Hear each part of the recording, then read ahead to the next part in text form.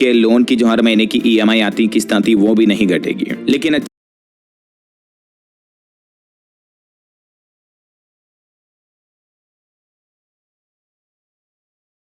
दोस्तों, भारतीय reserve bank RBI की एमपीसी बैठक के फैसले आ चुके हैं। ऐसे में आइए देखते हैं कि इस बार एमपीसी मीटिंग में क्या क्या फैसले लिए गए। रेपो रेट में बदलाव, बैंक लोन ब्याज दरें समेत पूरी जानकारी देख लेते हैं। तो देखिए, एक तो लोन वगैरह सस्ते नहीं होंगे, आपके लोन की जो हर महीने की ईएमआई आती किस्त आती वो भी नहीं घटेगी। लेकिन अच्छी बात यह कि लोन की रेट्स महंगे भी नहीं होंगे, यानी हर महीने की लोन की किस्त बढ़ेगी भी नहीं, मतलब घटेगी नहीं तो कम से कम बढ़ेगी तो नहीं, क्योंकि रिजर्व बैंक की तरफ से रेपो रेट को, ब्याज दर को 5.25% पर बरकरार रखा है। और इस मीटिंग के फैसलों में आरबीआई गवर्नर बोले कि दुनिया में उथल फुथल मचने की वजह से महंगाई और बढ़ी है। इस साल आरबीआई ने रेपो रेट में कोई बदलाव नहीं किया, जबकि पिछले साल 2025 में 4 बार में सरकार ने, मतलब आरबीआई ने 1.25% तक ब्याज दरें घटाई थी। लेकिन क्योंकि अभी दुनिया भर में पहले ही महंगाई और तनाव वगैरह का माहौल चल रहा, तो इस बार आरबीआई ने कोई बदलाव नहीं किया और इस साल रेपो रेट्स वगैरह घटाई भी नहीं है। रिजर्व बैंक के जो गवर्नर हैं संजय मल्होत्रा, उन्होंने 3 दिन तक चली इस आरबीआई की एमपीसी की बैठक के बाद आज 5 अगस्त को बताया कि दुनिया भर में जारी उठाफटक की वजह से महंगाई बढ़ी है।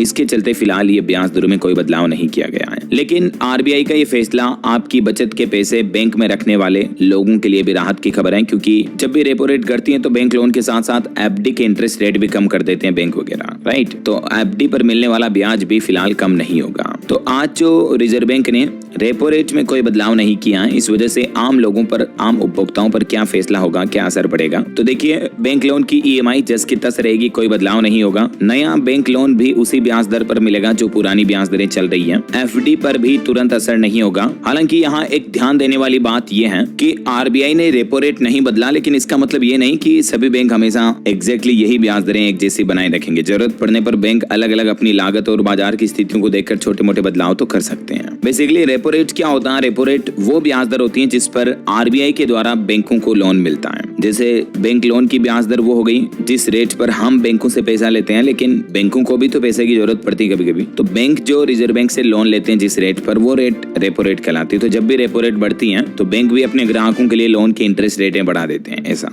और इस साल 2026 में अब तक आरबीआई की 3 बार बैठक हो चुकी है, लेकिन ब्याज दरों में कोई बदलाव नहीं किया गया है। हालांकि एक्सपर्ट्स का तो ये भी कहना कि दिसंबर में तो ब्याज दरें और उल्टी बढ़ सकती हैं। इसके अलावा आरबीआई की तरफ से रिटेल महंगाई और जीडीपी के अनुमान को लेकर भी क्या तय किया है, ये देख सकते हैं आप जानकारी। फाइनेंशियल ईयर 2027 में एक तो महंगाई दर 5% से 5.5% तक रह सकती है। वित्त वर्ष 2027 के लिए आरबीआई ने ये अपडेट जारी किया है और वित्त वर्ष 2027 के लिए जीडीपी ग्रोथ अनुमान को भी थोड़ा सा बढ़ाया है। 1-2 पॉइंट महंगाई दर और जीडीपी ग्रोथ दोनों में बढ़ोतरी की है, ऐसा। बाकी दोस्तों, महंगाई पर एक अपडेट आ रहा। पिछले 5 महीने में दाल 8 रुपए, तेल 6 रुपए तक महंगा हुआ। दूध, चीनी समेत राशन की लगभग 99% चीजों के दाम बढ़े हैं और अभी तो आने वाले त्योहारों में और महंगाई दर बढ़ेगी। मैं आपको आए दिन महंगाई वगैरह से जुड़े इस तरह के अपडेट्स बताता रहता हूँ। जैसे अभी एक दिन पहले सुप्रीम कोर्ट ने सरकार और बीमा नियामक इरडा को भी निर्देश जारी किए कि अगर किसी वाहन का थर्ड पार्टी बीमा नहीं है तो उन्हें पेट्रोल डीजल भी ना दिया जाए। ऐसे वाहनों को बीमा की राशि भी नहीं मिलेगी अगर कोई एक्सीडेंट वगैरह हो जाता तो। वैध ड्राइविंग लाइसेंस भी होना जरूरी है। आज मॉर्निंग बुलेटिन में ही सुप्रीम कोर्ट के इस फैसले के बारे में भी अपडेट्स मैंने आपको बताया था ना। तो रोजाना इसी तरह की काम की खबरें, महत्वपूर्ण समाचार